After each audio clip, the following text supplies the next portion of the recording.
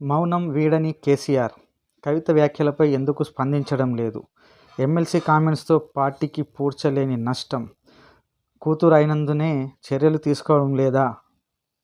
అటు కొన్ని వర్గాలు అంటున్నారంటే పార్టీలో ఉన్న కార్యకర్తలు కూడా అదే రకంగా మాట్లాడుతున్నారు. పార్టీకి ఇబ్బందికర పరిస్థితులు వచ్చినా సైలెంట్గా ఉండటం వెనుక మర్మం ఏంటి? రాష్ట్ర వ్యాప్తంగా కేడర్లో కొనసాగుతున్న చర్చ.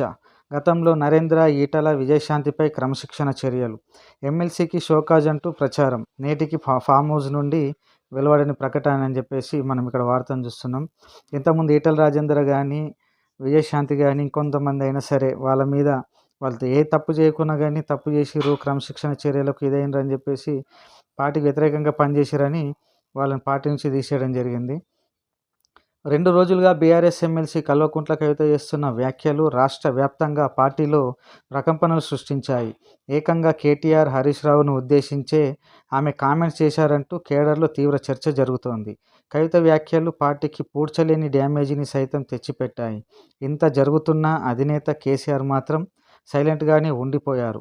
పార్టీకి ఇంతలా ఇబ్బందికర పరిస్థితులు వచ్చినా మౌనం పాటించడం వెనుక ఉన్న మర్మం ఏంటని కేడర్లో జరుగుతున్న ప్రచారం అన్నట్టు ఇది. పార్టీలో క్రమశిక్షణకు ప్రాధాన్యత ఇస్తానని చెప్పే కేసీఆర్ కూతురు విషయంలో మౌనంగా ఎందుకు ఉండిపోతున్నారన్నది డాలర్ల ప్రశ్నగా మిగిలింది. గతంలో ఆళ్ల నరేంద్ర, విజయశాంతి, ఈటల రాజేందర్ పార్టీకి విరుద్ధంగా వ్యవహరించారని, పార్టీ లైన్ దాటారని వారిపై క్రమశిక్షణ చర్యలు తీసుకున్నారు. అయితే సొంత కూతురు కావడం వల్లే కవిత మీద ఎలాంటి యాక్షన్ తీసుకోవడం లేదా అన్న చర్చ పార్టీలో జోరుగా సాగుతున్నది. లేఖ సృష్టించిన కలకలం. గత నెల 20న ఎల్కతుర్తిలో బీఆర్ఎస్ పార్టీ రజతోత్సవ సభ పెద్ద ఎత్తున నిర్వహించారు. ఈ సభ ముగిసిన తర్వాత ఈ నెల 2న ఎమ్మెల్సీ కవిత తన తండ్రి పార్టీ అధినేత కేసీఆర్కు ఒక లేఖ రాశారు.